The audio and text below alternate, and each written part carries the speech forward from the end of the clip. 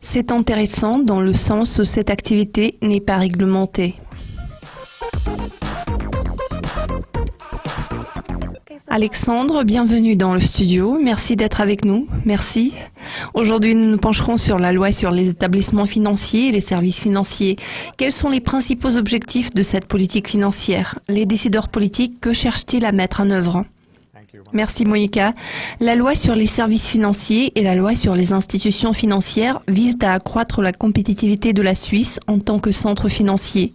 Cet objectif devrait être atteint via une amélioration de l'information client. Cela fonctionne dans les deux sens, dans le sens où les gestionnaires d'actifs, les banquiers, les gestionnaires de fonds doivent mieux connaître leurs clients, mais d'autre part, les clients ont également besoin de comprendre ce qu'on leur propose et quel genre de produits et de services on leur vend. But the clients also have to understand what is being offered and what type of products they are being sold, respectively what kind of services they are being offered. Comment cela se reflète-t-il sur la phase de la mise en œuvre? Alors, en ce qui concerne les produits financiers, il est à noter qu'il y aura des exigences en matière de documentation uniforme, entre autres pour les perspectives de fonds d'investissement et de tout produit financier qui est offert aux clients. Il y aura un document d'information initiale qui va contenir l'information clé pour le client. Ça va être un document assez court qui sera conçu de sorte à être aisément compréhensible pour des non-spécialistes.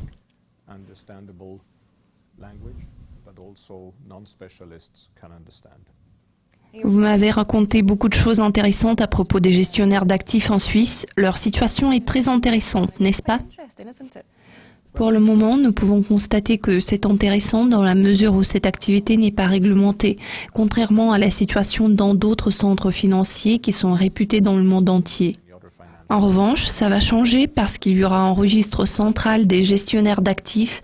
Les banques resteront bien sous la surveillance de la FINMA, ainsi que les négociants en valeurs mobilières, les gestionnaires de fortune et les gestionnaires de placements collectifs.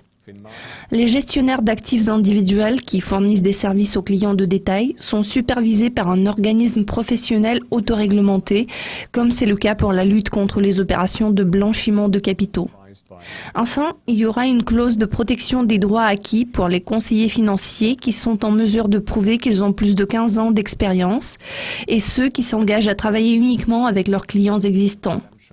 Cela concerne notamment les conseillers financiers qui sont sur la voie de la retraite ou sont en train de réduire leur activité.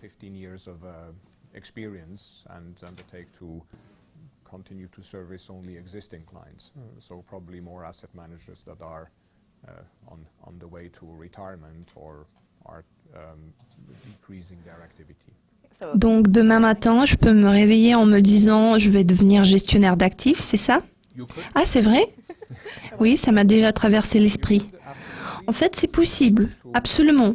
Vous auriez besoin d'une formation de base si vous vous réveillez après l'entrée en vigueur de ces lois sur les services financiers. Toute personne souhaitant exercer le métier de conseiller financier devra s'engager dans une formation continue. Ces spécialistes doivent se développer en permanence. Cela va contribuer à uniformiser les règles du jeu pour tous les acteurs de l'industrie. Les différends qui surgissent dans le domaine de la gestion d'actifs sont le fruit de l'absence d'information. Espérons que cette ambiguïté va disparaître avec le temps, mais pour le moment, nous devrions nous attendre à l'aggravation de la situation, car en résultat de ce changement législatif, le manque de certaines informations du client va alimenter de nouveaux litiges.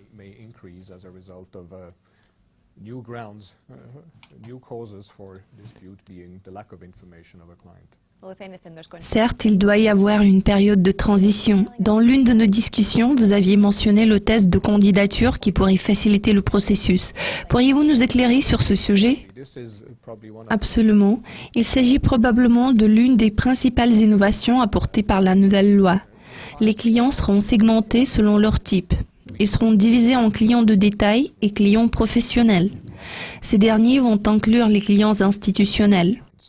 Un client privé est en droit de renoncer à la protection accrue que lui offre le statut de client privé au profit du statut de client professionnel. Ainsi, l'information qui sera exigée de lui sera la même que pour les clients professionnels.